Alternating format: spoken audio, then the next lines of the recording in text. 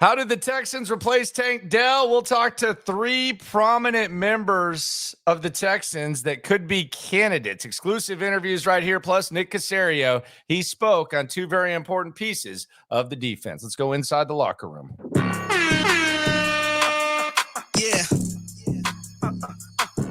Yeah. It's the locker room on YouTube. You know what it is. Let's get it. Hey. Next man up.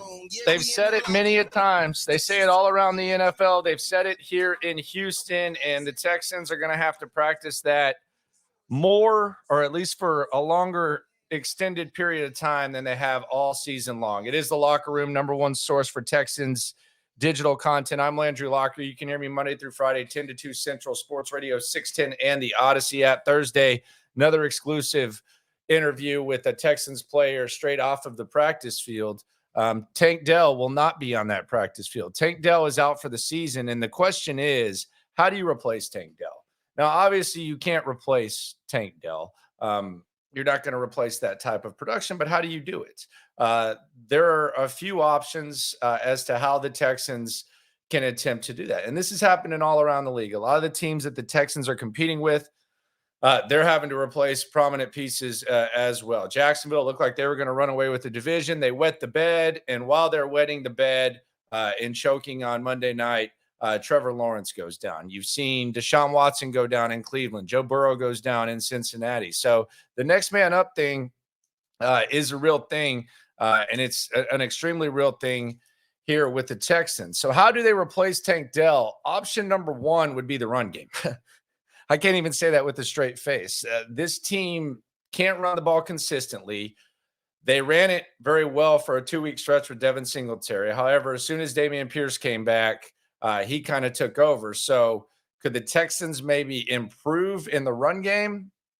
I don't know. That seems like a little bit of a long shot. Now, are they going to have to do that if they want to reach their ultimate potential, especially when you start getting to the postseason? You would think. But the run game is something that I think some people have given up on. But Juice Scruggs is not one of those guys. I caught up with him in the locker room, not this locker room, the Texans locker room at NRG after the game, just to talk to him about his first career NFL start. And he unsolicited brought up the run game. Here's the exclusive conversation with Juice Scruggs. Do a lot for a rookie because you come in, we like him as a center. Okay, we're going to work him at guard. Okay, right when he starts to find his groove, he gets hurt. Yeah. Then you come back. Then they're calling on you early. Now you're going to start this week. Do you feel like you can finally get in somewhat of a routine now? Because you're, at least for the first time, it seems like your whole rookie time that you're going to get to do something the same from 1 week to the next. Yeah, right. No, I definitely hasn't been the ideal road, but just, taking it all in and just being appreciative of everything and just taking, just knowing everything that you're going through is a lesson and just learning as I go. And yeah, like you said, just knowing that I'm gonna be at the same spot next week is definitely helped. So, what was it like on the sidelines at the end of the game, having to watch? Yeah. It's definitely. I definitely don't like watching. I'd rather be out there for sure. But it's definitely a lot of nerves, a lot of jitters, But shout out to the defense, man. They played their butt off. What sticks out to you about things that maybe you want to improve the most? Yeah, definitely in the run game. Definitely just got to be more violent at the point of attack and just run my feet more. And I'll get better at it for sure. Just got to keep working. All right, appreciate you, man. Yes, sir. Have a good one. Hey guys, Juice Scruggs, man. I can't believe I'm sir now. I guess I've gotten to that point. It just kind of is what it is. It happens to all of us. That is going to be interesting. Like right now, I don't know if the interior of the offensive line is going to be a strength, but if we're getting ahead of ourselves next year at camp, when you look at all these bodies the Texans have, from Kenyon Green coming back to Juice Scruggs to Kendrick Green to Jared Patterson to whatever else they decide, Shaq Mason, all these guys coming back. I do wonder if the interior of the offensive line can maybe shape up and we start seeing the ability to run the ball consistently. I just don't know. And there's question marks there, but I don't know that this year that's realistic. But it will be interesting to see the development of Juice Scruggs. But as far as the options, the question was, how do they replace Tank Dell? The run game seems like a little bit of a long shot. It's just either they're unable, they're kind of weird with the rotation right now with Pierce suddenly getting more carries than Singletary. So they're in a weird spot right now, and pass pro and all that type of stuff. So the replacing Tank Dell with that, the run game seems like the biggest long shot. Do they spread it out with other weapons? And I'm talking other receiving weapons. Do other weapons step up? We'll hear from a couple of those guys in a sec. But we've seen Noah Brown for stretches in multiple games be the best receiver on the team. We've seen Tank Dell do it. We've seen Nico Collins do it. We've seen Dalton Schultz be relied on heavily. Before Robert Woods got hurt, he was the guy that C.J. Stroud threw the ball to the most. So maybe other weapons stepping up is the most realistic scenario. And maybe this receiving core, I didn't even mention John Mechie. I don't know how that's going to look. Him and CJ unable to connect in the first half the other day. Does that go down? But Nico Collins, we know for sure. There was kind of a debate. Who's the best receiver on this team? Is it Tank? Is it Nico? Nico Collins right now, 991 yards with 5 games remaining. He is definitely wide receiver 1. Now, how do teams attack him? Does he get attacked differently now that they don't have to worry about Tank Dell? Does his job become more difficult? Who knows? But the one thing we do know, and the thing that I talked to Nico Collins about after the game the other day, was just the fact that as soon as Tank Dell went down, Nico stepped up. Nico had a career day, and it was a next man up type of thing. And this was me with Nico Collins in the locker room. Nico Collins, to his right, he's going to be facing you. To his right, that's where Tank Dell's locker is. You can tell how distraught he was. Nico Collins, does Nico Collins keep playing elite football? Does it become more difficult without Tank Dell? The other weapons, this might be the most realistic way to replace Tank Dell. How hard is it to, obviously our close team, you've talked about a lot. Tank goes down, next play, you're making big plays. How hard is that as a player? It's real hard, man. It's real hard. Yeah, it's real hard, man. You don't want to see your brother go down like that. You know what I'm saying? And he was a big factor of this team. You know what I'm saying? And but you got to attack his rehab. It is what it is. We got to continue to be us, continue to get better. It's dang, my dog. Nah, it's his lock right there. My bad. It's just one of them. Yeah. But it's just one of those, man, situations. It's life. It's an obstacle. And you're going to attack his rehab, man, and we're continuing to ball out for him. It's hard for fans to sit on the sidelines and watch the end of games like that. What's it like on offense? Man, it's the same. It's the same. I feel like the feelings are mutual in the stadium, man, around that time. But, the defense going to do their thing. It wasn't tripping because they always show up, man. They always going to do their thing, and they did. And we already knew they was going to do their thing, when they had the ball backed up in the red zone. But never stressed about it, never worried because we knew they was going to go crazy and get a stop. Now, you're one of the guys that you turned down Nick Saban to go to Michigan. Yeah, Alabama versus Michigan. Mm-hmm. How you feeling? How bad is Michigan going to lose that? Oh, man. It's going to be a solid game, man. Is it crazy, though? Just like kind of a full circle on that stage? It is full circle. It is full circle, man. I just couldn't see myself at Alabama. It sounds crazy. Yeah. I just couldn't see myself there, man. I had to leave. I had to see something different. I just couldn't. Yeah. Harbaugh got me, man. But them boys gonna come to play, man. Bama's a solid team, but I feel like, man, Michigan come and just continue to beat them. Man, can't nobody stop them. Appreciate you, man. No doubt. Thank you very much. Appreciate it. All right, there you go. That's Nico Collins. So Nico Collins, I do wonder how he's going to be attacked. He's clearly wide receiver 1 at this point. Is he ready to do so? I mean, if you in the small sample size that we saw without him, or him without Tank Dell, he did his thing. And CJ's been without all his receivers, so he seems to spread the love. Could it come from the tight end? Brevin Jordan. We already know they trust Dalton Schultz. Brevin Jordan, first start the other day, he was involved early. He had a career high in yards, and he told me before the game in exclusive interview last Thursday. Another one coming up tomorrow, by the way, on In the Loop on Sports Radio 610, the Odyssey app, Twitch, YouTube, all that. He said, damn straight, this was his most important game. A lot of people in this chat, a lot of people that come through, a lot of Sports Radio 610 listeners. Shout out to the Loopholes. If you listen, you are one. They became fans of Brevin Jordan before the performance. After the performance, they liked what they saw. They saw some good signs. Here's Brevin Jordan, another possibility, another potential weapon to help fill the void left by Tank Dell's injury. Here's Brevin Jordan, exclusive interview in the locker room after the game. You told us the other day, I said this was the biggest game of your career.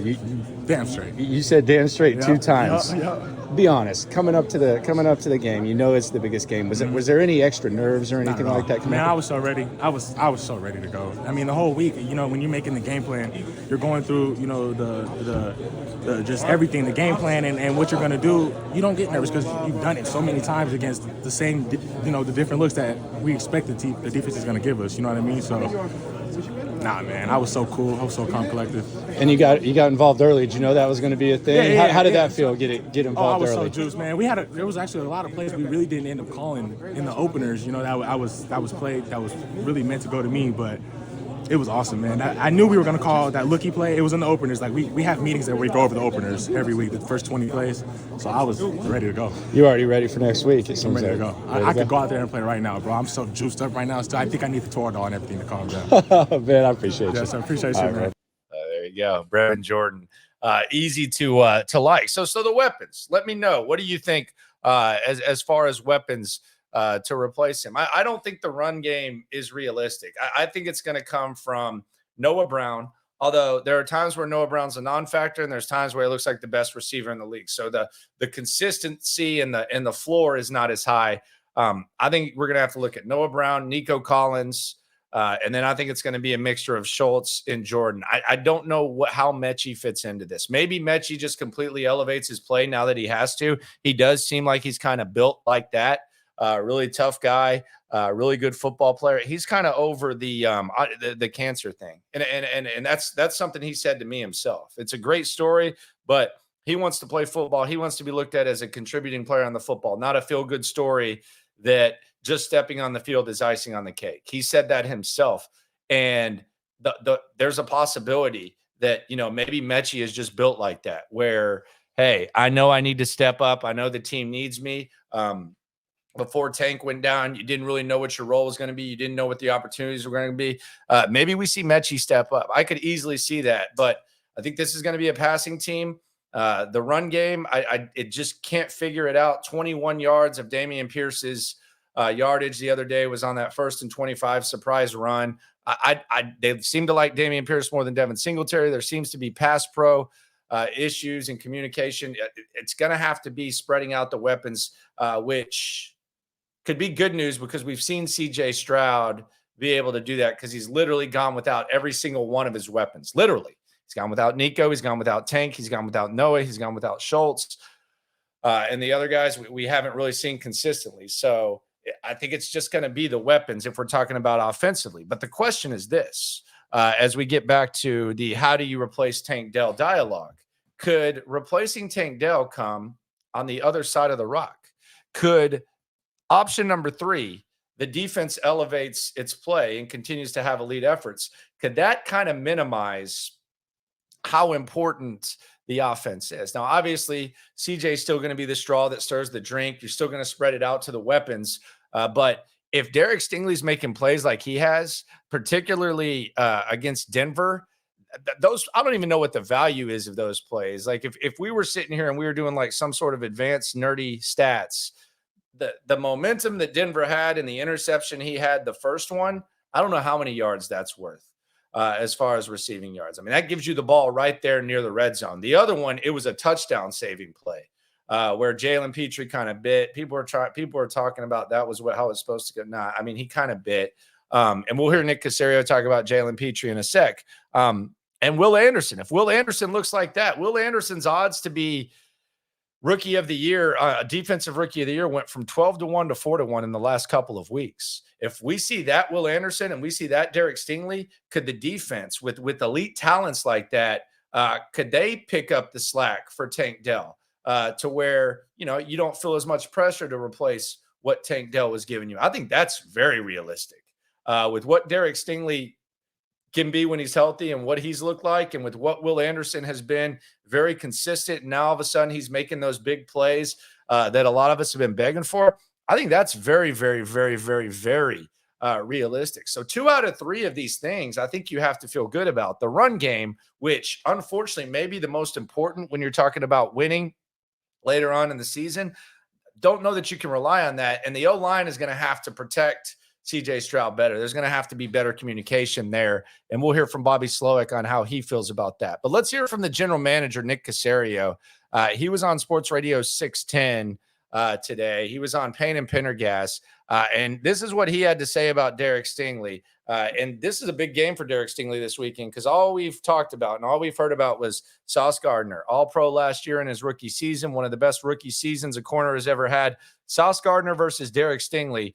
We've heard it. Stingley's had trouble staying on the field. Sauce Gardner, you see him on the commercials and everything. Now, all of a sudden, the last few weeks, that dialogue has kind of died down a little bit, and people are feeling good about Derek Stingley. How does that feel for the guy who selected him number 3 overall over Sauce Gardner? Here was Nick Caserio on Sports Radio 610 talking about that. Any player that comes in this building, they're here for a reason. We want them to be successful. It's never linear. Nothing's going to happen from A to B. It might take a little bit more time. There might be some obstacles that a player has to deal with, but really what it is, it's a credit. It's a credit to the player, and it's a credit to the coach for the time and the investment that they've put in, realizing that playing, I would say specifically, was playing corner, arguably one of the harder positions to play on the football field, probably outside of quarterback, because you might have, 8 to 10 targets in a game. And if you only give up one play, it could be a big play in a game, but the rest of the plays, like nobody remembers because you give up one play for, a big gain or big completion. So you have to have a certain amount of mental and physical toughness to withstand and endure, some trials and tribulations. But, anytime a player deals with some things and goes out there and has success, you're happy for that player that, he's put himself in a position to go out there and be a productive member of your team. So Derek's worked really hard. He's had a good mindset. Derek's, it's more about actions and words with him. So hopefully he can continue to build on some of the positive things that he's done and the defense has done here over the last, however many weeks. And, it's credit to Sting. It's a credit to Dino and Corey and the training staff and everybody that has put the time in to put the player in a position to go out there and, potentially have some success. He is definitely a man of few words, and he's definitely about that action. That's not the case with Jaylen Pitre. Jaylen Pitre is one of the vocal leaders on this squad.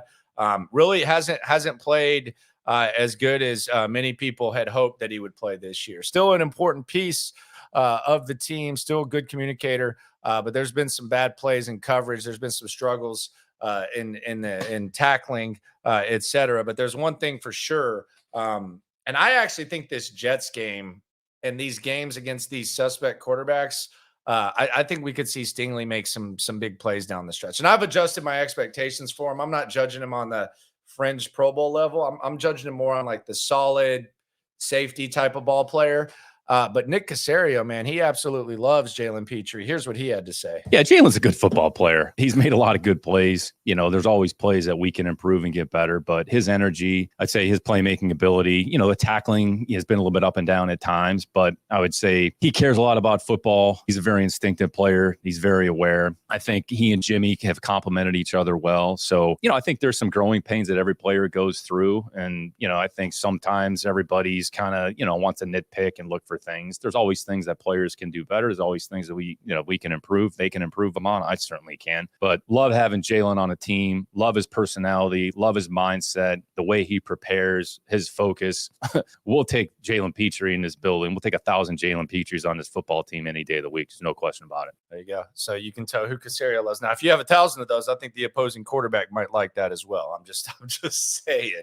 Like me some Pitre, but the coverage has been a little bit rough. How do the Texans replace Tank Dell? Do we continue to see these elite efforts from the Texans defenders? I do think Jaylen Pitre makes a few plays in the next few weeks, and he is a good piece on this squad. Subscribe, like, right along. We're going to talk about the New York Nightmare. I'm actually going to be in New York on Sunday, so if you're out there, come by, say hi. Post-game, probably going to be a little bit later, maybe even Monday morning, but we will get you covered. It is the Locker Room, #1 source for Texans daily digital content. Always remember, when it comes to this Texans stuff, we're all in it together. Thanks for coming through.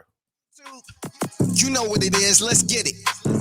Hey, Locker Room. Yeah, we in the Locker Room. Texas talk. Yeah, you know what we about to do. Localize every angle's what we really do. We the source, we the pulse of the city too. Landlocked, got the game in the headlock. Localize every time, can't stop, won't stop. Yeah, we top 2 and we not 2. Plugged in daily digital on YouTube.